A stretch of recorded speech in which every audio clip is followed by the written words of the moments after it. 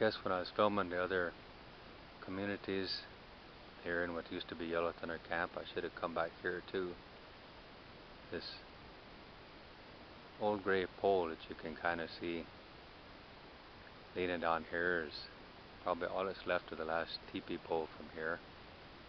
And for all these years, that board that you see it at a 45-degree angle on there had been holding up that teepee pole until this year. On the left side there, that board finally rotted away and kind of fell, and the bottom half of the teepee pole rotted away a long time ago. But I guess that's about all that's left of the camp. At least got to be the last teepee pole around here. And then right behind me here is all that's left of Yellow, well, the Hogan where my friend Yellow Cloud used to stay. Is just this mound here. It's all caved in. Some years ago I found his old stove about a quarter of a mile at least up the creek and on the other side, and then I picked it up, and whenever I camped in this area I used it. This right here is where his doorway used to be. I guess if there's anybody from the old Yellow Thunder camp that everybody would miss and would be sorry to hear that he had been killed, it'd have to be my friend Yellow Cloud. He was a real positive person. I never did really hang around with very many nice guys, but Yellow Cloud is someone who never ever said a bad word about anyone in his life. Just a real nice, real genuine, nice human being.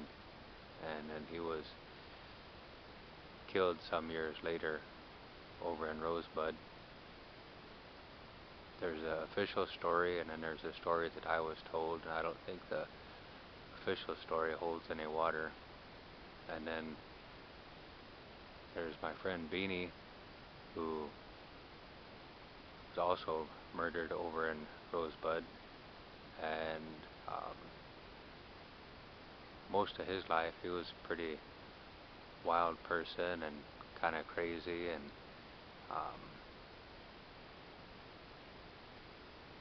then after he left, sometime after he left here, I was shacked up in Rosebud, and then he landed over there and ended up with a cousin of the woman that I was with, and we spent a lot of time together. And when he hooked up with Geraldine, he he became a completely different person, and they were both murdered 3 weeks after the birth of their daughter. And actually most of the friends that I had from Yellow Thunder Camp are gone. Milo died a real lonely death in Rapid City, and then Paulie, I hate to say it, he lived a violent life and died a violent death, but he was still a real good friend of mine, one of my best friends from here. And then some years later, his older brother Duane also died. Real smart guy, didn't spend as much time here as Paul did, but just a real nice guy. Then his oldest son died not too long after him, and then Wikcemna, he also died over in Rosebud. I hope I'm not forgetting anybody. I lost most of my friends, so I get forgetful sometimes. But I think those are some of the more notable names. And there's a lot of people who have disappeared, or people I just haven't seen for a long time. Like I wouldn't mind seeing Smokey again, or April Nation, or Larry or Leslie Thunderhawk, or pretty much any of the friends that I had from here. Evans. There's a lot of people from here. Too bad we don't have a reunion or nothing like that. But this is the Hogan. It was other people who stayed in it before Yellow Cloud, but kind of became known as Yellow Cloud's Hogan, and that's the way that I'll always remember it. I say Navajo country, and it wasn't even built by a Navajo. It was a white guy who came up here and built it. But I guess white guys don't build Hogans as good as Navajos did, because you can see this one here collapsed, and you'd never even guess what it is just looking at this grassy mound that's left here. And it's just across the creek from where Tessa Torch had her teepee, and